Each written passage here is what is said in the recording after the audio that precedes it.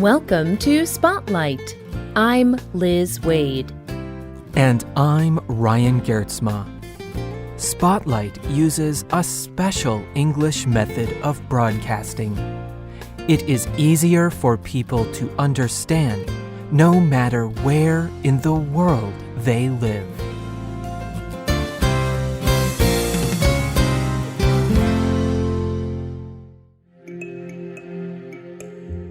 July 19, 1989. Kenya's President, Daniel Arap Moi, stands before a large pile of elephant tusks.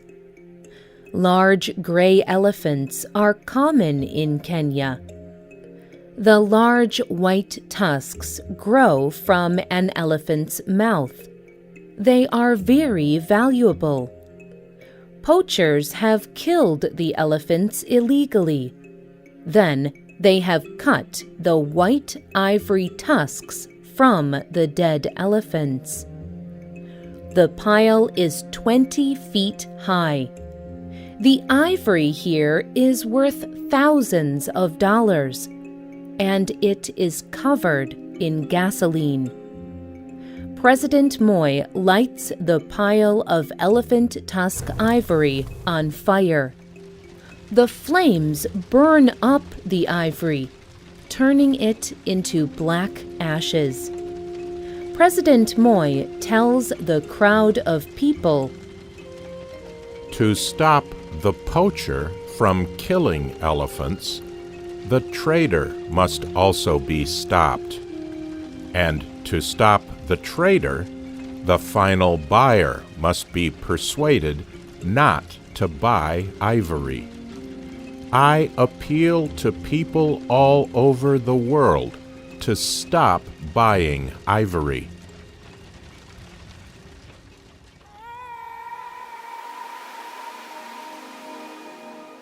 Other governments and organizations have continued working to stop the ivory trade. They still destroy piles of valuable ivory. However, over 25 years later, the ivory trade continues to harm elephants and people. Is there any way to stop it? Today's Spotlight is on the ivory trade.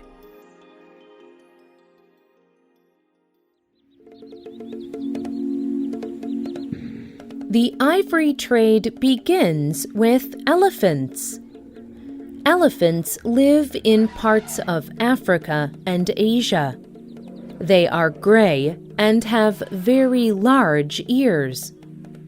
These huge animals can weigh up to 6,800 kilograms, and they can live to be 70 years old.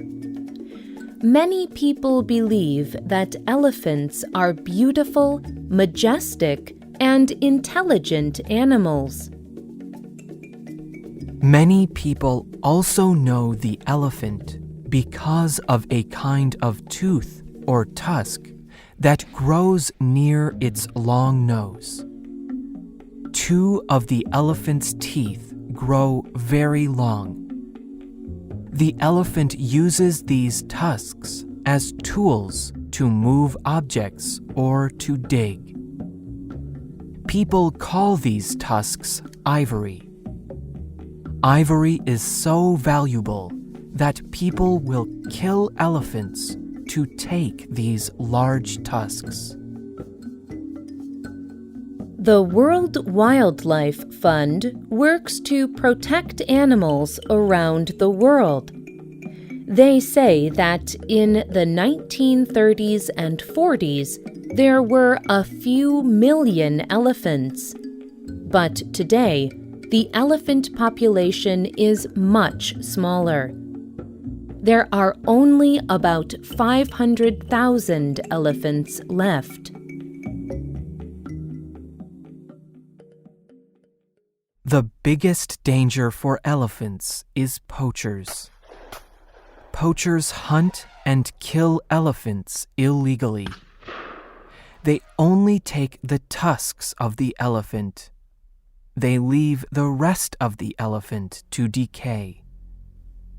Killing elephants is illegal, but poachers do it because they can earn a lot of money from selling the ivory. They can sell one elephant tusk for $10,000. Traders buy the ivory from the poachers. They may trade it to other groups for weapons or money. Then, people carve the tusks into other products.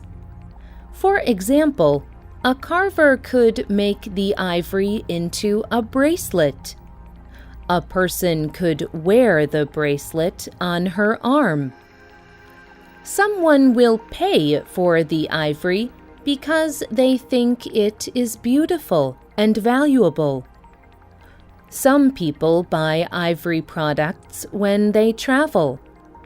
The ivory product is a way to remember their trip. Some people even believe ivory has medical or magic powers. This is how the ivory trade works, from poachers to traders to people who buy it. But experts fear that the ivory trade will cause the extinction of all elephants. They fear that all elephants will be killed. So how do people stop the ivory trade?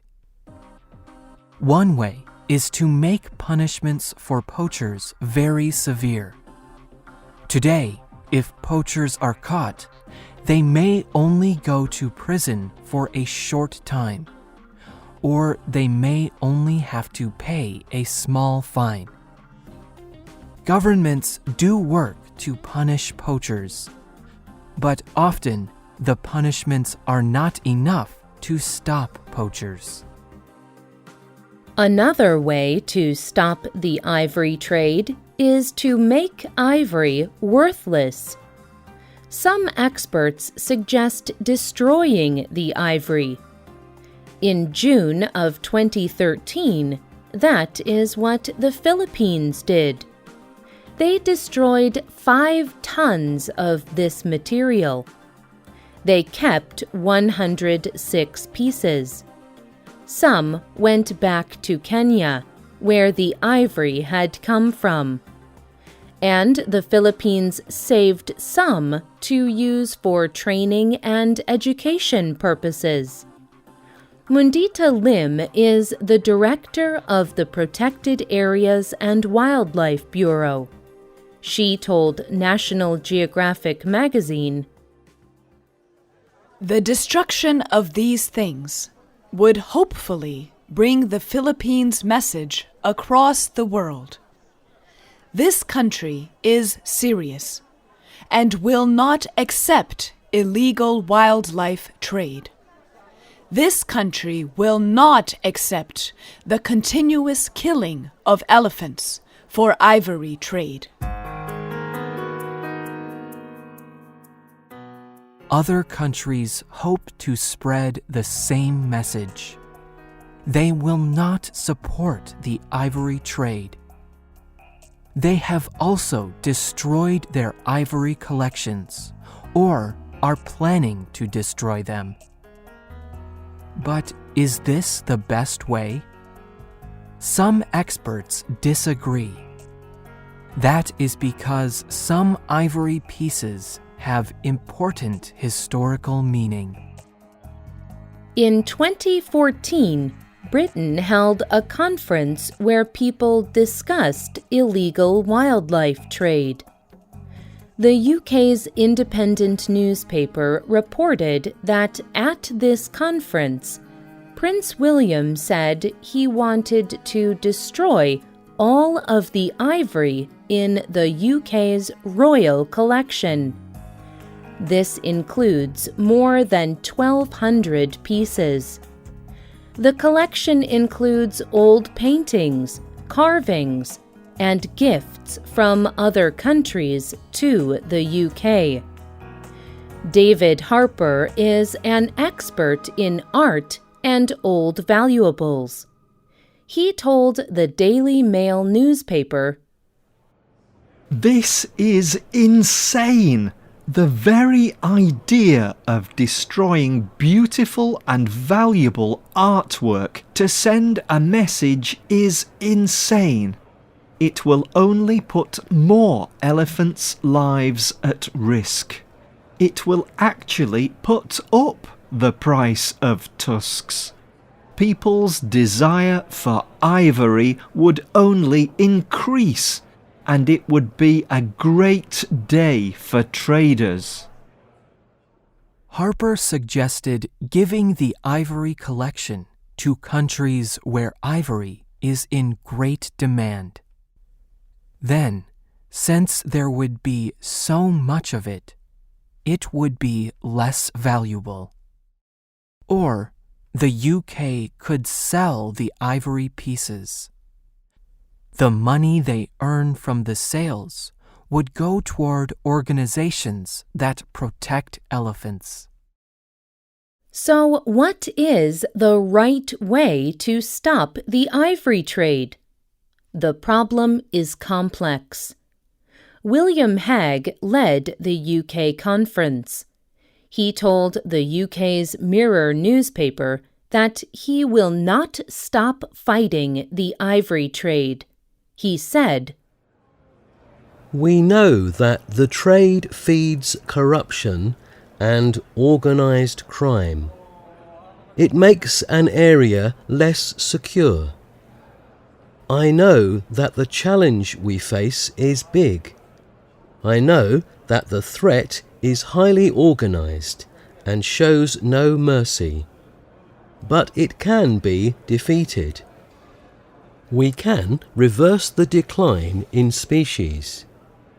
I am determined to do that before it is too late."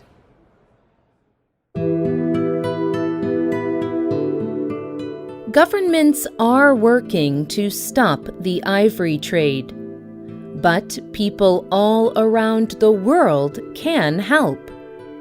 The first and most important thing people can do is to stop buying any form of ivory. When you travel, do not buy any products that use any parts of wild animals. Encourage your friends and family to do the same. Second, you can give money to a trusted organization that protects elephants. We can all work to stop the ivory trade and to save elephants. The writer and producer of this program was Liz Wade. All quotes were adapted for this program and voiced by Spotlight.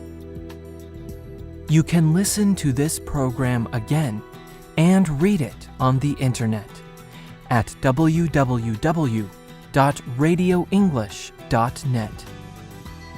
This program is called No More Ivory Trade.